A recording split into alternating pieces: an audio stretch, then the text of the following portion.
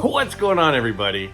I am excited because I originally intended to show you my pickups from September, which you know what that means. That means submissions have officially opened for the Midlife Community Show and Tell. So, a week from Sunday, so what's that, 8 or 9 days or something, is when we will have the deadline. Down below in the description, I will have a link to the Google form to upload your favorite September pickup. Now, I was excited because I had some really cool pickups this month. Very excited to show. One of the pickups I'm just over the moon about. It immediately became one of my favorite cards. I'm going to show you that in a minute. But then, today, my SGC submission showed up.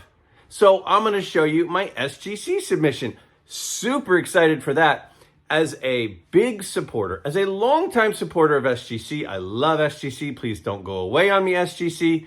I love you. I love you, SGC. I am just trying to think of cards I can send in to get graded at this point to just keep the engine going, to keep the lifeline going.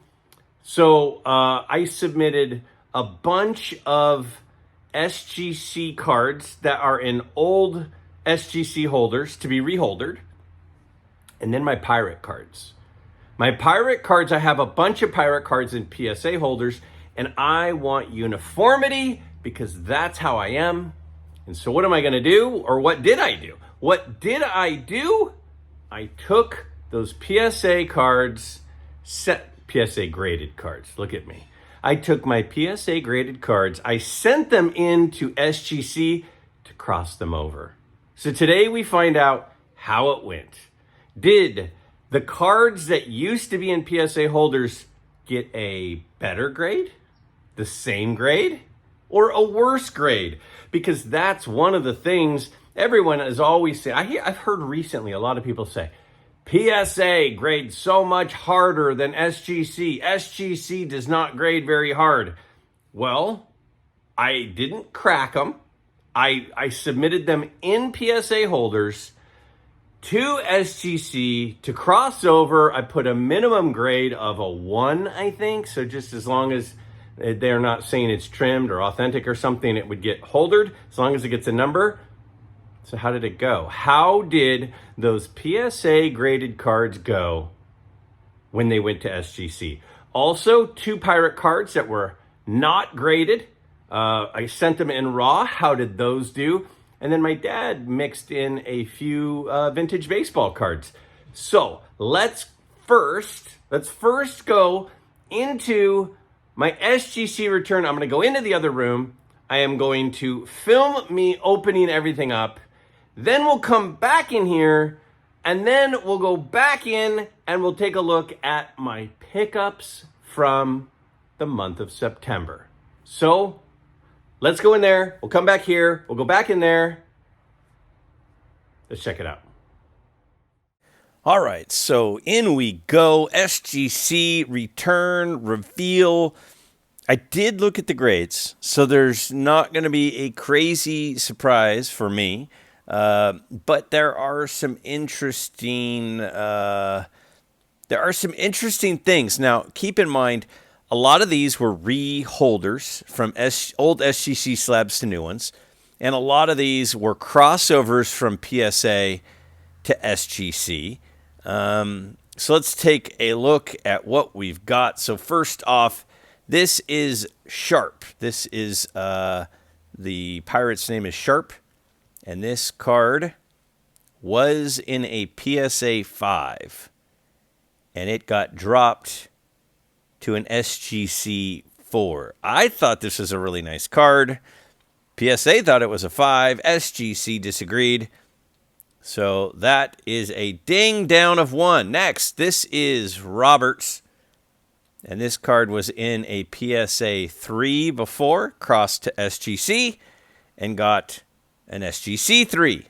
So that one stays the same. So far, 2 crossovers. One of them dropped a grade from PSA. The other stayed the same.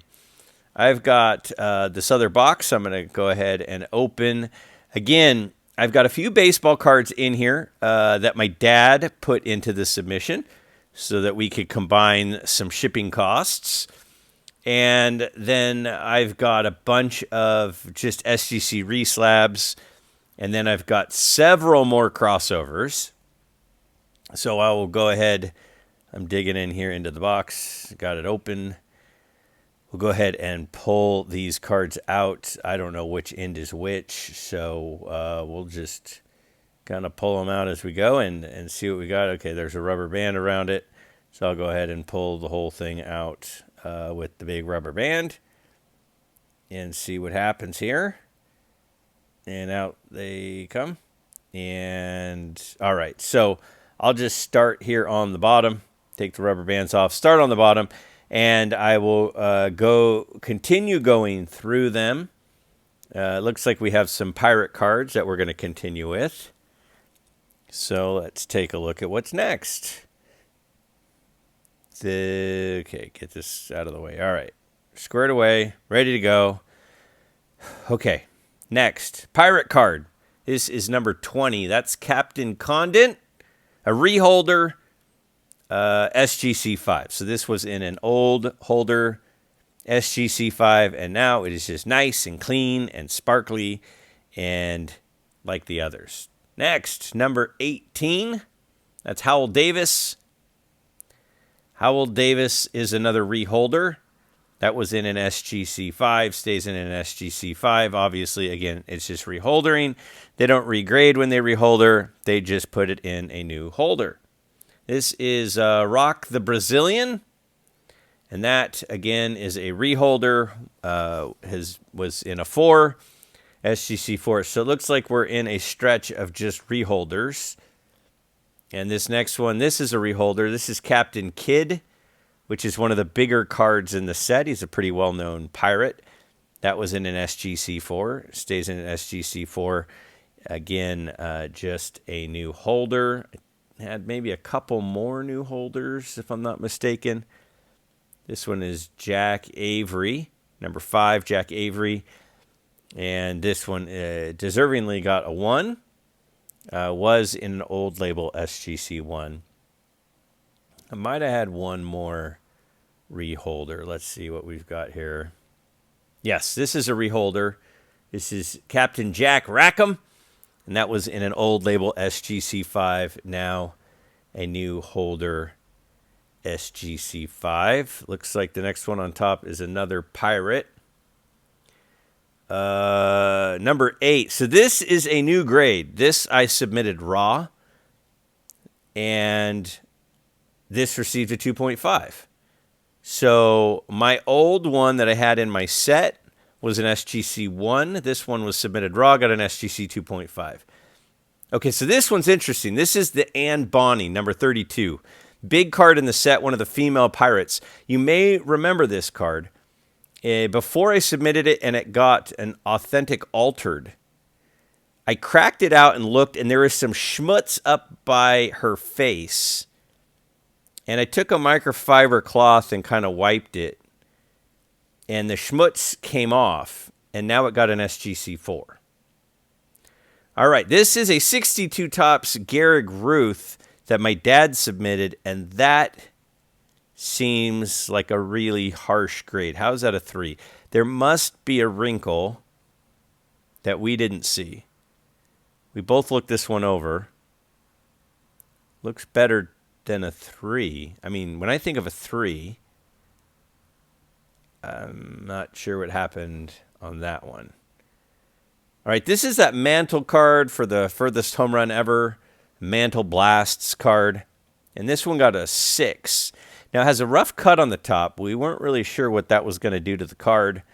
6, I think, is probably pretty fair. I don't know. I think we were thinking that was a 6 or a 7. Next, 58 tops All-Star Willie Mays. And that got a 4. That's a really, really sharp 4. Now, with SGC grading, a 4 can have a wrinkle. So I don't know if there's another wrinkle in there that we missed or what happened, but that's a really nice 4. Next, another one of my dad's cards. This is a 54 Bowman Yogi Berra. And that got a 3. I'm not... that looks better than a 3 to me. Again, unless there's a microscopic wrinkle that we missed. These seem kind of harsh. That seems harsh. That seems better than a 3. My pop is not going to be happy about this. World Series Game 2. This is the Mantle World Series card. That got a 5. Now, that has a little bit of a print line at the top. In the red there, top right, you can kind of see it. A little bit of a diamond cut. So I kind of understand the 5. I guess that's okay. I don't know what he's going to think about this. I think that was the last of his cards. Yes, so we're back to Pirate cards. So this was another crossover. This was a PSA 6. John Evans. That was a PSA 6, and now it is an SGC 6. So that one stayed the same. So far, 2 of the cards have stayed the same of the crossovers from PSA. One of them dropped a grade. Okay, let's go ahead and keep on moving. Let's see, number 27. That one, Alex Brzdavir, that one was a 2. That was a PSA 2, and that one bumped up to a PSA 3. So now I am even. One went down a grade, one went up a grade. And I'm not including the Ann Bonny and the authentic altered thing. I still don't know really what to think about that. All right, next, Captain Lewis. 28's Captain Lewis. This was a PSA 5.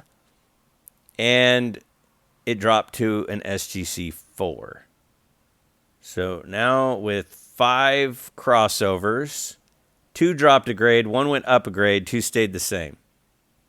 I'll do a summary or something here at the end. All right, this is Bradley, number 38 Bradley. This was a PSA 5, and now it's an SGC 4.5. So this one dropped a half a grade. So now 3 of the 6 dropped. 2 dropped a point, 1 dropped a half a point. So SGC not really respecting the PSA grades. All right, this one, Captain 2, number 36. This was a PSA 2. This stays in a 2 holder, SGC 2. Again, the grades don't really matter to me, to be honest with you. It's more about the look of the card. So I guess, when the cards drop or go up, it doesn't really move the needle for me. I'm not that worried about it. Next, Francis Lolandis. This one was a PSA 3.5 and is now an SGC 3.5. So that one stayed the same. So 2 in a row now have stayed the same. Interesting, though, that 3 of them dropped. Again, doesn't really matter to me that much. That Ann Bonny going from authentic up to a 4 is the win, I guess. Again, if you care about grades, which I guess if you're watching an SGC reveal, you're at least interested. So that one stayed the same. Let's see. This one, number 49. This is John Phillips. And that was a PSA 4, and now that's an SGC 4. So that one stayed the same. So 3 in a row now have stayed the same. All right, next up. All right, this one's number 46. This is Kennedy. I showed this one on Dan's Vintage Baseball PC channel as a card that looked overgraded. This was in a PSA 4 and did not deserve it. And SGC rightfully dropped it to a 2. So that one dropped 2 grades. Mansfeldt. Number 41, Mansfeldt was a PSA 4 and is now an SGC 4. So that one's straight across. So I have now had 4 cards drop grades, 1 card go up. This one, DeGraff, number 13. This was in a PSA 3.5. Now it's in an SGC 4, so that one bumped. So I've now had 2 go up. One went up 1 point. One went up a half a point. This one went up a half a point. I had one drop 2 points, one drop a half a point, and 2. But there's like something over. There's like a scratch on it. You see that? There's like a scratch. You can feel it. It's like chipped. I might have to send this back. It's like scratched up. It's like chipped and scratched up. I think I'm going to have to send that back. Let me know in the comments. Should I send that back? What the heck? This one, it's like smashed. The whole thing, there's like a chunk. Oh boy. This was the last card. There's a huge crack. The bottom is smashed. Look at the crack goes all the way through it. I hope it didn't hurt the card. That was a PSA 3. Look at that. Oh my gosh. Well, I'm definitely sending this one. I mean, now I'll send them both back. Oh my gosh. That was a PSA 3. Now it's smashed. I don't know what's going to happen. These two... what a disaster.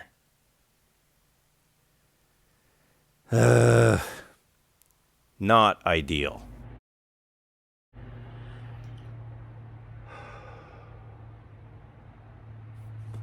Really? Really? 2 times in a row? 2 times in a row from SGC? Now I've made multiple SGC submissions. Multiple! And I'd never had a card show up damaged. My last submission, I had one damaged. Sent it back in, they reslabbed it, sent it back. And then, the second submission in a row. This one was really damaged too. I mean, like... So again, we could go ahead and take a look at a summary report right here on the screen, but didn't really go...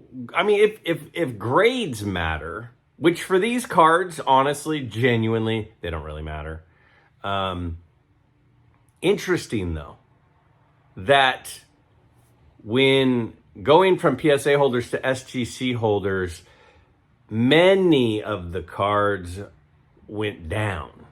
Only a couple went up. Only a couple SGC graded higher than PSA did. Several, the grade went down. So what does that mean? To all the people out there who say that PSA grade's way harder than SGC, I don't know.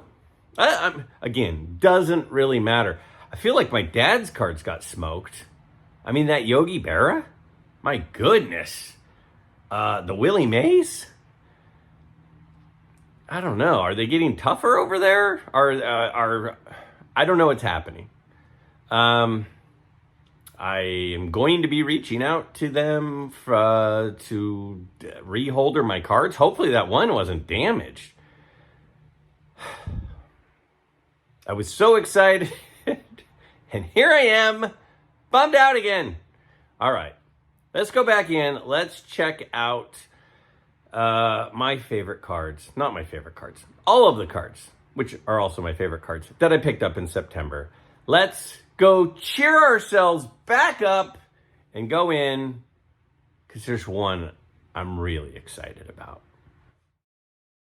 All right, so... I was thinking the other day, I don't have enough Thurman Munson cards, and this just kind of popped up on my feed, and it was like cheap. I don't know, $6 or $7 or something. It's a little twisted or whatever, but I don't know. I love the 75 set. It's not perfect, but it was so cheap I couldn't not buy it. So I grabbed that, excited to own that one. I've never had the 75 Topps Thurman Munson. It's a good card. Plus, who doesn't love Thurman Munson? Then, you might remember, for $7, I bought a Burt Blyleven rookie at the Fairfield Card Show. I mailed it off TTM to Burt Blyleven, And he gave me that nice note and signed it. What did I pay? What did he charge? $20 maybe? I think it was $20. That thing looks beautiful. That is gorgeous. And look at the penny sleever, semi-rigid. Shout out penny sleever. What a beautiful autograph. Thrilled to have this. Super excited. All right, next card. My boy, Matt Manning. Currently unattached to a team. The Phillies had to make room on their 40-man roster and snipped my boy, Matt Manning. So he's going to be looking for a contract this offseason. But this out of 25, Bowman first, auto, refractor, orange, mint 9. I think this is my third one of these. I love my guy Matt, so whenever they're cheap and I see them, I'll buy them. I don't know, this is like $40 or something. Again, it's out of 25. Number 3, it looks like, out of 25. So I will always pick up his Bowman First refractor autos. Pumped for that one. Again, there's my note from Mr. Bly11, which was nice. Here's a better look at the Manning orange refractor auto. What a beautiful card. All right, next. Oh, yeah. How about a 69 Topps Gale Sayers autographed?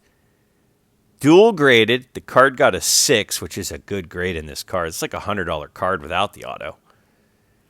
And then the auto grade got a 9. So whatever that means. I think it's a beautiful auto.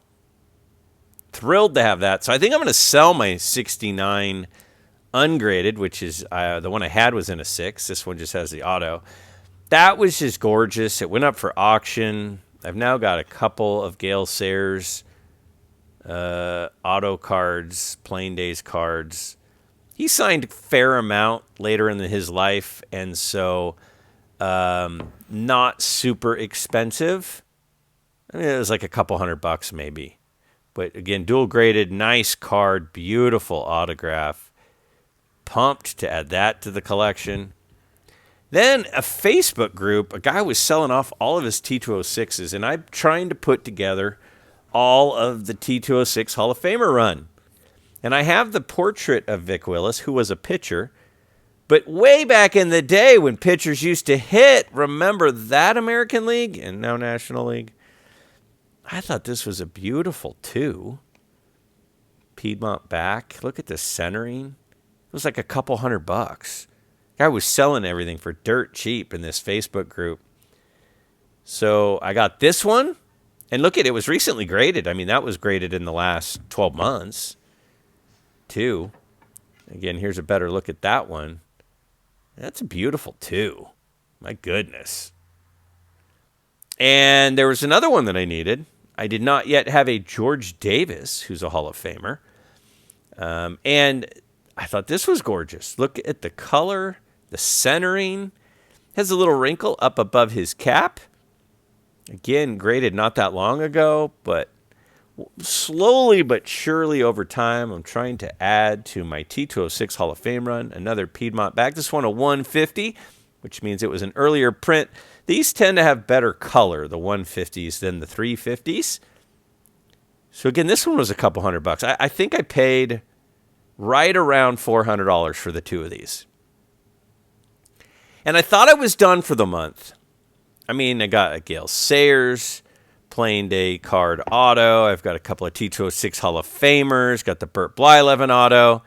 Here's a better look at the George Davis. Again, that was one I didn't have. He only has one card in the set.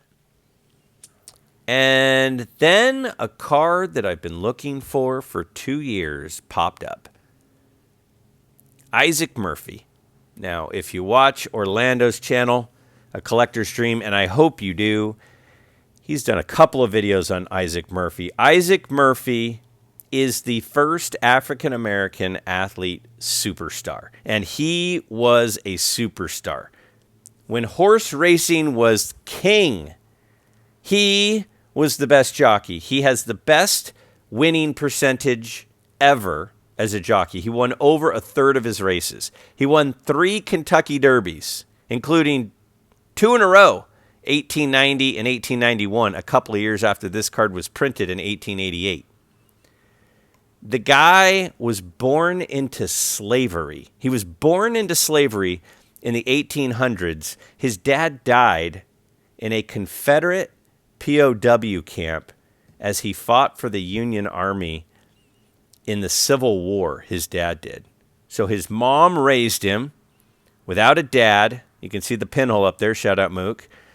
And I've been looking for this card for 2 years. Orlando did a video on him. I was sold. I wanted the card. What an important figure in the history of sports. Became insanely wealthy from not just his being the best jockey, but also from his investments.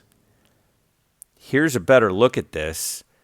The Isaac Murphy Award is given to the jockey with the highest win percentage.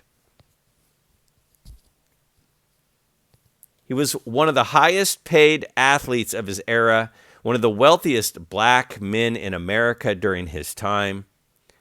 He's the first jockey elected into the Hall of Fame, and he was buried next to one of the most famous horses of all time, Man o' War, at the Kentucky Horse Park, and was known for being a very honest and loyal man, and I'm honored to have added that card to my collection.